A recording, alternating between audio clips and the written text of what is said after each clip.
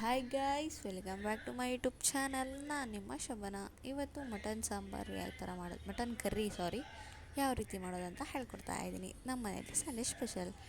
ನೋಡಿ, ಒಂದು ಕುಕ್ಕರ್ ಇಟ್ಟಿದ್ದೇನೆ. ಕುಕ್ಕರಿಗೆ ಆಯಿಲ್ ಹಾಕಿದ್ಮೇಲೆ ಚೆನ್ನಾಗಿ ಗರಮ್ ಆದಮೇಲೆ ಒಂದು ಚೆನ್ನಾಗಿ ತೊಳೆದಂಥ ಮಟನ್ ಮತ್ತು ಸ್ವಲ್ಪ ಈರುಳ್ಳಿ ಹಾಕಿ ಮಿಕ್ಸ್ ಮಾಡಬೇಕು. ಚೆನ್ನಾಗಿ ಮಿಕ್ಸ್ ಮಾಡಿ ಆದಮೇಲೆ 1 ಅಥವಾ 1.5 ಈರುಳ್ಳಿ ಕಟ್ ಮಾಡಿರುವಂಥ ಈರುಳ್ಳಿನೂ ಕುಕ್ಕರ್ನೊಳಗೆ ಹಾಕಿದ್ದೇನೆ.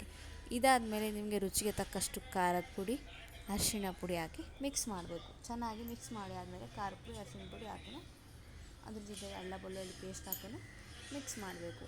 ಎಲ್ಲ ಮಸಾಲೆ ಎಲ್ಲದಕ್ಕೆ ಹೀರ್ಕೋಬೇಕು ಫ್ರೆಂಡ್ಸ್. ಹಾಗೆ ಮಿಕ್ಸ್ ಮಾಡಬೇಕು. ನೋಡಿ, ಮಸಾಲೆ ಎಲ್ಲ ಹೀರ್ಕೊಂಡ್ರೆ ಟೇಸ್ಟಿಯಾಗಿ ಬರುತ್ತೆ ಫ್ರೆಂಡ್ಸ್. ಸೊ ನೋಡಿ ಯಾವ ಥರ ಮಿಕ್ಸ್ ಮಾಡಿ ಆದಮೇಲೆ ಸ್ವಲ್ಪ ಉಪ್ಪು, ಸ್ವಲ್ಪ ನೀರು, ಧನಿಯಾ ಮಸಾಲ ಎಲ್ಲ ಹಾಕಿ ಮಿಕ್ಸ್ ಮಾಡಿ ಸ್ವಲ್ಪ ನೀರು ಹಾಕಬೇಕು ಫ್ರೆಂಡ್ಸ್. ನೀರು ಹಾಕಿದ್ಮೇಲೆ ಮಟನ್ ಮಸಾಲ ಹಾಕಿ ಸ್ವಲ್ಪ ಕೊತ್ತಂಬರಿ ಹಾಕಿ 4ರಿಂದ ಇಲ್ಲ 8 ವಿಸಿಲ್ ಓಡಿಸ್ಕೋಬೇಕು. ನೋಡಿ, ಕೊತ್ತಂಬರಿ ಹಾಕಿದ್ದೇನೆ.